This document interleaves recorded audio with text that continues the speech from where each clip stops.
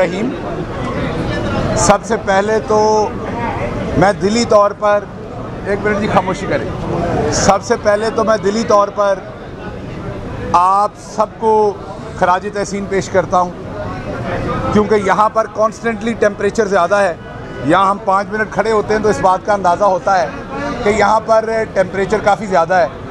थोड़ी देर आके निकलने से पता नहीं लगता, थोड़ी देर खड़े हों तो पता लगता है। ऊपर शेड जो है उससे आपको धूप आती है, तो रोज़ा रख के सारा दिन यहाँ पे खड़े होना में 5, 6, 7 घंटे मुश्किल काम है। हम ये भी समझते हैं कि बहुत सारों को तनख्वाहें भी टाइम पे नहीं मिलती, तो उसके बावजूद आप ये मुश्किल काम कर रहे हैं। आप सबका बहुत शुक्रिया कि हमारी आवाज़ आप आवाम तक पहुँचाते हैं। सबसे पहले तो मैं आज जो बात करना चाहूँगा वो ये करना चाहूँगा कि जो रात मौलाना फजलुर रहमान साहब ने एक स्टेटमेंट दिया, बहुत ही रात की तारीकी में उन्होंने एक प्रेस कॉन्फ्रेंस की। उस प्रेस कॉन्फ्रेंस की अगर आप टाइमिंग देखें और उसका मवाद देखें तो दोनों चीज़ें इस चीज़ के ऊपर सवालिया निशान घड़ देती हैं कि उसके पीछे मकसद क्या था। बड़े वाज़े अल्फाज में उन्होंने कहा कि उन्हें अदालत का अगर ये फ़ैसला आया तो ये मंजूर नहीं होगा। उन्होंने बड़े वाज़े अंदाज में ये कहा, आज हेडलाइन भी चल रही है सारे टीवीज़ पे, कि हमें अदालत ही काफ़ी नहीं है, हमने अवाम में जाके मुज़ाहरे भी करने हैं, और अगर अदालत का ये फ़ैसला आया तो हम मंजूर नहीं करेंगे। तो ये बहुत ही बदकिस्मती की बात है कि ये ना पाकिस्तान के किसी आइन को मानते, ना कानून को, और अब अदालतों को मानने से भी इनकारी हैं। तो फजलुर रहमान साहब, आपका शौक़ जो है वो आपके वकील को यहाँ पूरा करना चाहिए और अदालत के अंदर बताना चाहिए कि उन्होंने ये फ़ैसला नहीं मानना। आप जो रात की तारीकी में मिडनाइट के बाद प्रेस कॉन्फ्रेंस करते हैं और ये कहते हैं कि आपने अदालत का फ़ैसला नहीं मानना, तो आप यहाँ अदालत में यही बात कहें ताकि दूध का दूध पानी का पानी हो। अदालत आपसे पूछे कि फिर आपका वकील यहाँ है क्यों, आप यहाँ आपकी रिप्रेजेंटेशन क्यों है अगर आपने इस अदालत का फ़ैसला नहीं मानना। दूसरी बात, यहाँ आज सुबह सुप्रीम कोर्ट के अहाते के अंदर एक पॉलिटिकल पार्टी के लीडर ने बहुत ही शर्मनाक हरकत की है मीडिया टॉक करते हुए। वो शायद तेज़ी में आप लोगों के हाथ से भी बच गया, वरना आप उसको ज़रूर आड़े हाथों लेते, मैं बड़ा श्योर हूँ।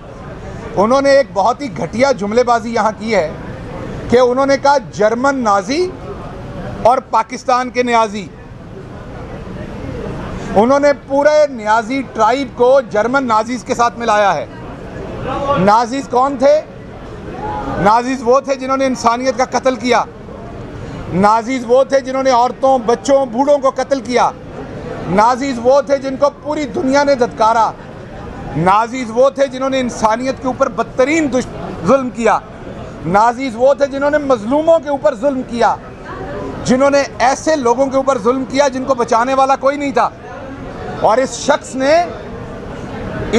ने सिर्फ क्योंकि 2 लफ्ज़ मिलते जुलते हैं, इस शख्स ने इसी तरीके से नाजीज और न्याजीज को यहाँ पर कंपेयर किया कि जैसे न्याजियों ने भी ये काम किए हैं। शहबाज शरीफ साहब, आपको शर्म आनी चाहिए और आपको पूरे न्याजी कबीला से माफ़ी मांगनी पड़ेगी। आपकी पार्टी के अंदर जो न्याजी हैं, मैं उन्हें कहता हूँ गैरत खाएं, ये शख्स आपके साथ क्या कर रहा है।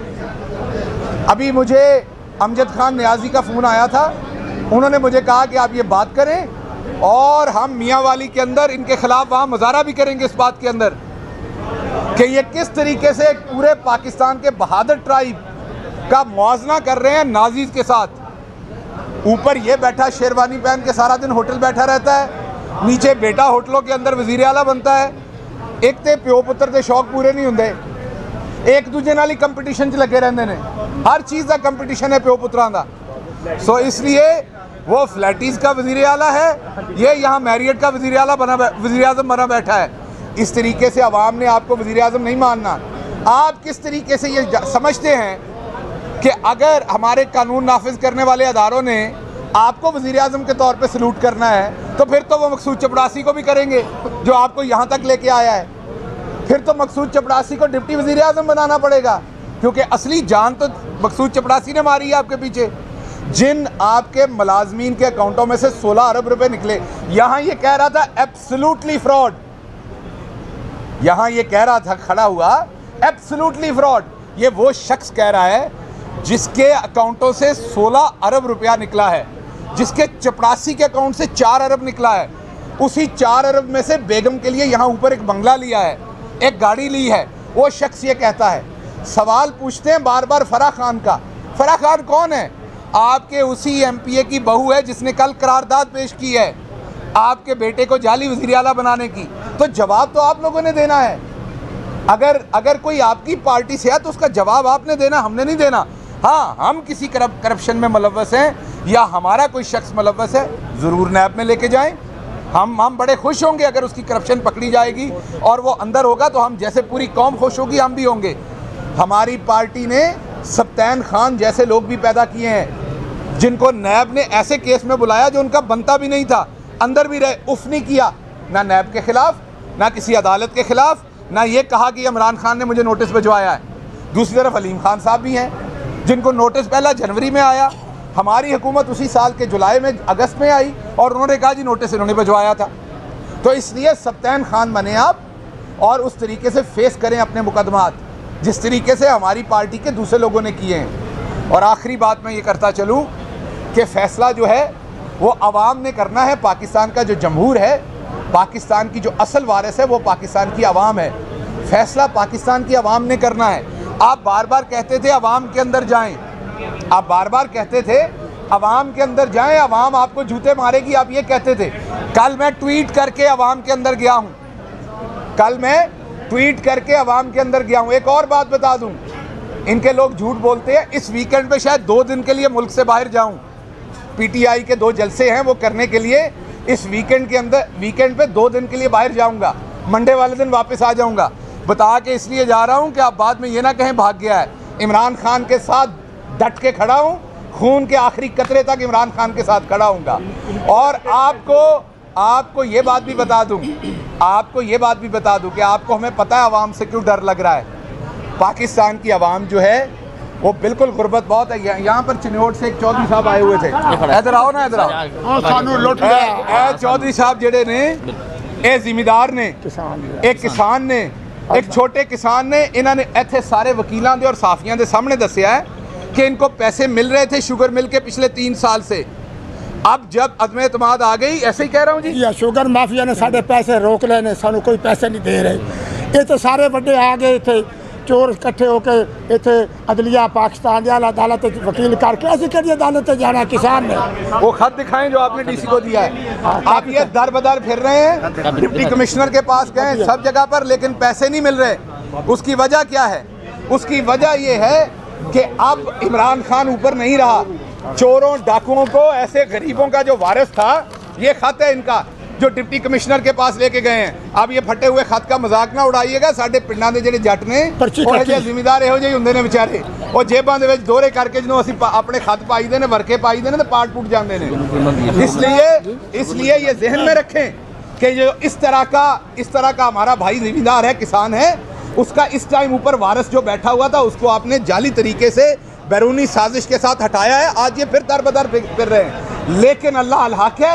इमरान खान वापस आएगा, इनका भाई, इनका बेटा, इनका वारिस वापस आएगा, इनका हाथ पकड़ के फिर उन्हीं मिलों से इनके पैसे गर्दन पे अंगूठा रख के लेके देंगे इंशाअल्लाह ताला। इस तरह के गरीब के साथ जुल्म नहीं होने देंगे। और ये वो वजह है, ये इधर एब्सोल्युटली जो फ्रॉड कह रहा था ना, वो जो एब्सोल्युटली नीच आदमी है, जो एब्सोल्युटली फ्रॉडिया है, 420 है जो यहाँ, इसी के बेटे की और इसकी शुगर मिल की ये दास्तान आपको बता रहे हैं। ये एक उसका बेचारा विक्टिम यहाँ खड़ा है और हजारों विक्टिम वहाँ पर मौजूद हैं, करोड़ों। इसलिए आप ये जहन में रखें कि इमरान खान जो है उसका भी कौम को पता है वो क्या है और इन लोगों का भी पता है। इलेक्शन में आए, दूध का दूध पानी का पानी हो और आपको पता चले कि इन्होंने ठप्पा किथे लाना है, किथे लाना जे ठप्पा, बल्ले ते ठप्पा लाना है। इन्होंने बल्ले ते ठप्पा इसलिए लाना है कि बल्ला इन्होंने नाल खलोता है। बल्ला 75 साल तो बाद पहली बारी बल्ला आके इन्होंने नाल खलोता है। आपने मौलाना फजल रहमान को कोट किया, लेकिन अगर हम 4 साल पहले जाए तो यही सब कुछ जो है आपके उधरा कहते रहे कि जलाओ, घेराओ और पार्लियामेंट पर हमला भी हुआ। तो क्या पीटीआई पर ये क्वेश्चन मार्क नहीं है? ये तो आपने काम शुरू किया था जो आज मौलाना फजल रहमान। देखिए, आपको ये देखना पड़ेगा कि मैंने सुप्रीम कोर्ट के मुनासबत से बड़ी कैटेगोरिकल बात की। तो शायद उस टाइम आप छोटे होंगे, लगते तो नहीं, मेरी आपकी उम्र एक जैसी लगती है, लेकिन हो सकता है छोटे हों तो आप तो सुन तो लेना, आप सुन तो लें। कल भी यहाँ एक वाक़या, कल भी एक यहाँ वाक़या हुआ जो नहीं होना चाहिए, इसलिए बात करें। जी जी, मैं जवाब देता हूँ। तो आप शायद जब तब बहुत छोटे होंगे, आपको याद नहीं, और ज़रूर होंगे, आप अब मान नहीं रहे, लेकिन आप छोटे होंगे जब नवाज शरीफ ने इसी सुप्रीम कोर्ट पे हमला किया था। कितने साल के थे तब आप? बिल्कुल हुआ होगा, नहीं, उस टाइम कितने साल? पार्लियामेंट पे हमले उस पे कितने साल के थे? मौलाना फजलुर रहमान को कहा। सर मैं सिर्फ पूछ रहा हूँ 93 में कितने साल? आपने एक और बात कही, अभी आपने अभी कहा कि फराह खान का जवाब उसके ससुर से लें, उसकी कैप्टन का, इसका मतलब है कि आप असद उमर की कैप्टन का जवाब जुबैर से लेंगे? नहीं, असद उमर हमारी पार्टी में है ना, असद हमारी पार्टी के मेन लीडर है, मैं जवाब दूंगा।